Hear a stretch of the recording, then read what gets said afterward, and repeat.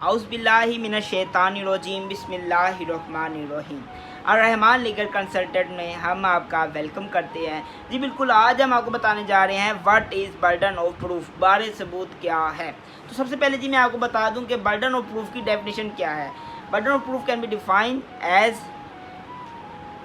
That person who desires any court to give any judgment about any legal right and liability which is dependent on existence of that fact which he assert and he should to prove the existence of fact is called burden of proof। अब है इसकी explanation में कुछ grounds हैं, वो मैं अब आपको बता दूं।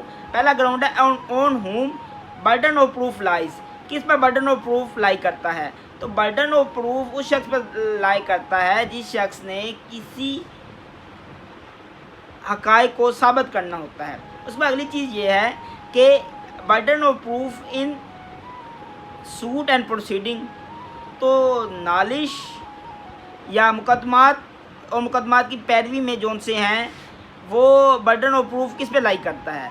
तो मुकदमात या मुकदमात की पैरवी में बर्डन ऑफ प्रूफ उस शख्स पर लाई करता है जो शख्स हक़ाइक़ को पेश करने में नाकाम रह गया हो, जो जिस शख्स की फेलियर हो गई हो, जिस शख्स की नाकामी हो गई हो, उस पर बर्डन ऑफ प्रूफ होता है मुकदमात में।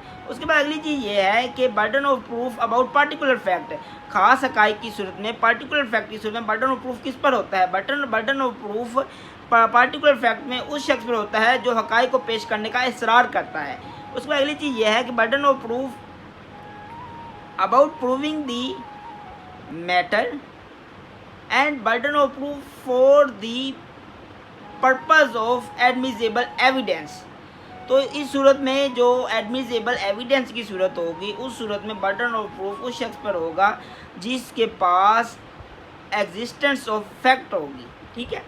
उसके बाद अगली चीज़ ये है कि burden of proof in the case in which accused is with in exceptions, तो ऐसे केसेस जिनमें एक्यूज जोन सा है, इल्ज़ाम अले जोन सा है, वो इस्तिस्ना में है, तो ऐसी सूरत हाल में बर्डन ऑफ प्रूफ किस पर होगा। तो इस ऐसी सूरत हाल जिसमें accused is within exception, मतलब वो पीपीसी के सेक्शन जोन से हैं, दफ़ात जोन से या एक्सेप्शन जोन से हैं, उसके तहत भी हो सकता है और दूसरे मामला। तो इस सूरत में बर्डन ऑफ प्रूफ जोन सा है वो फैक्ट्स पर है, और फैक्ट्स ऐसे फैक्ट जिनका इसरार किया जाता है।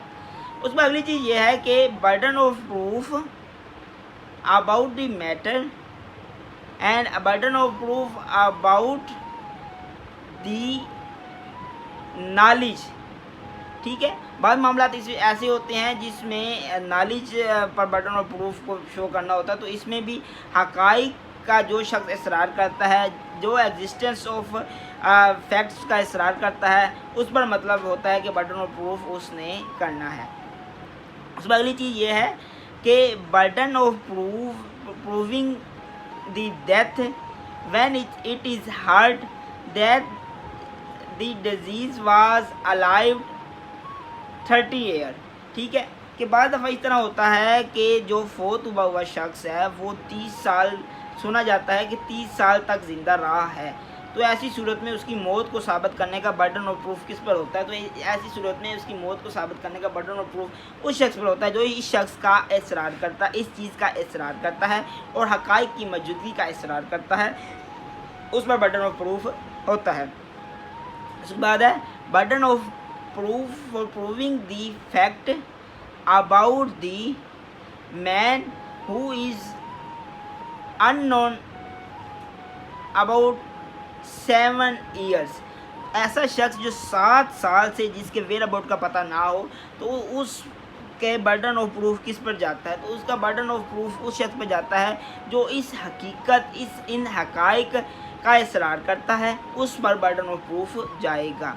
उस पर अगली चीज़ ये है कि burden of proof about relationship, ownership, तो अगर कोई ऑनरशिप का मामला होगा तो उस पर बर्डन ऑफ प्रूफ किस पर होगा, तो उस पर burden of proof existence of fact पर ही जाएगा। ठीक है।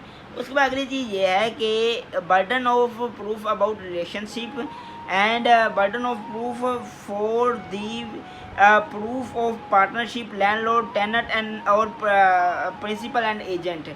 ठीक है। तो इन सूरत हाल में बर्डन ऑफ प्रूफ किस पर होगा, तो इन सूरत हाल में any person who claim for the existence of fact the burden of proof will be lies on him.